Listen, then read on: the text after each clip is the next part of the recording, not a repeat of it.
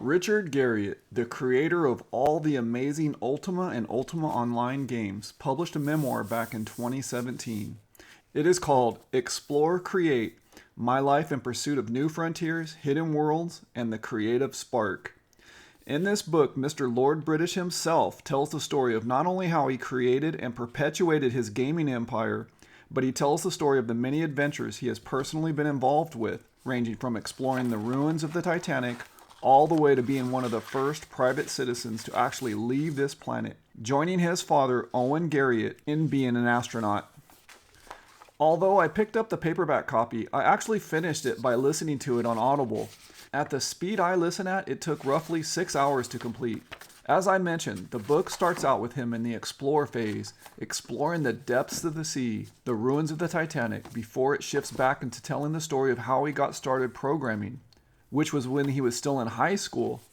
His first released game was called Akalabeth, which he sold in the store he worked in, Computerland. It is, quoting, now recognized as one of the earliest known examples of a role-playing video game, and as a precursor of the Ultima series of games.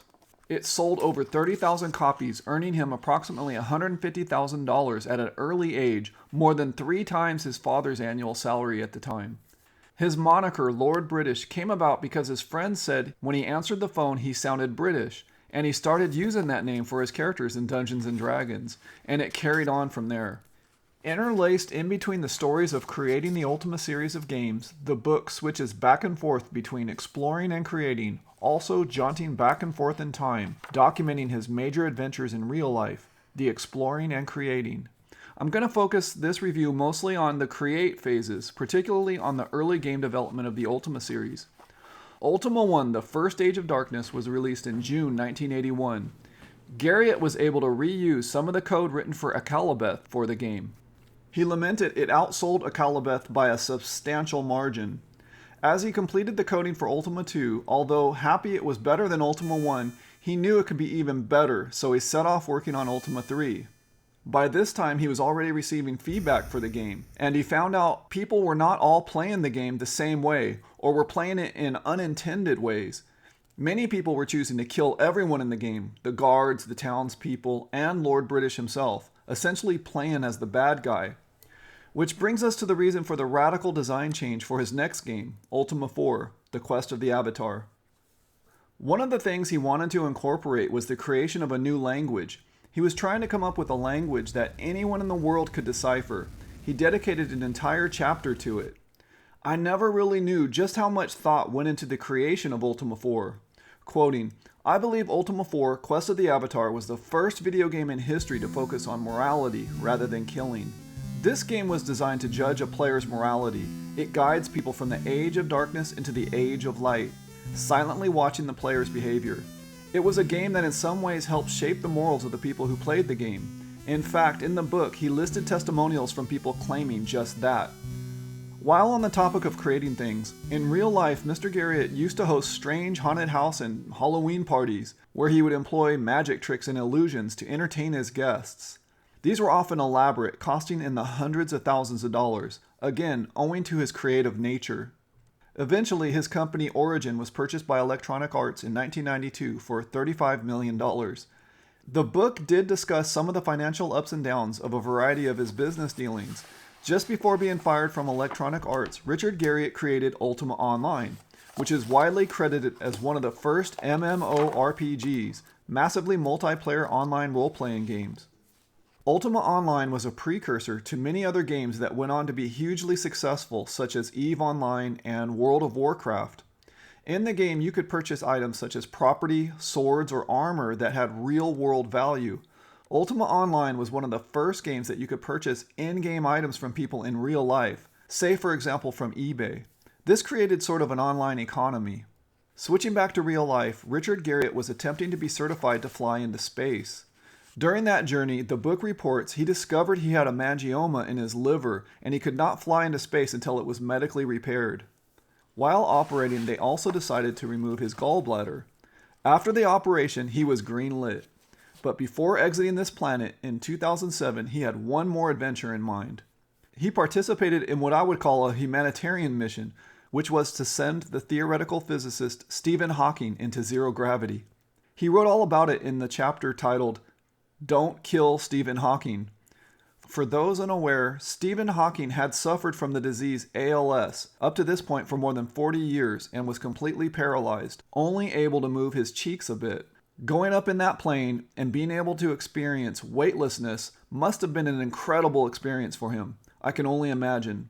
The following year, in 2008, Richard Garriott was set to go on a space mission to the International Space Station. His planned trip to space was reported to cost $30 million. Quoting, on October 12, 2008, after a year of training in Russia, Garriott became the second-generation space traveler. There was a whole chapter dedicated to using the bathroom on the spaceship. Richard Garriott is an amazing human being. The things he has been able to accomplish in his lifetime, most of us can only dream of. He's still relatively young, so I have to assume he has many more adventures ahead of him. He's interesting and inspirational. Using his creativity and imagination, he was able to dream up and create whole new worlds. He created his own metaverse before meta was meta and before Oculus Rift was even thought of. Richard said in an interview, if you respond to him either by sending a letter or sending a tweet, even if your accomplishment was just completing his book, he will respond in kind.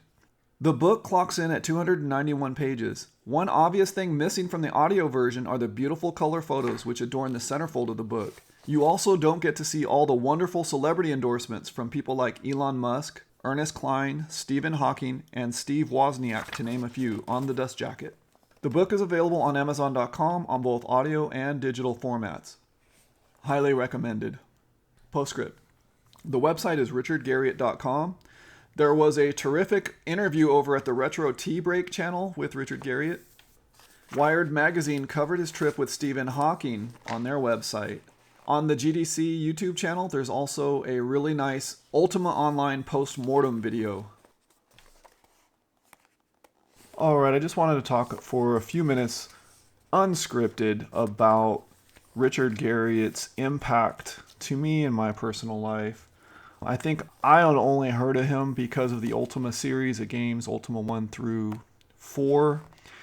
I had never played Ultima 1 growing up. The games that I've actually played were 2, 3, and 4.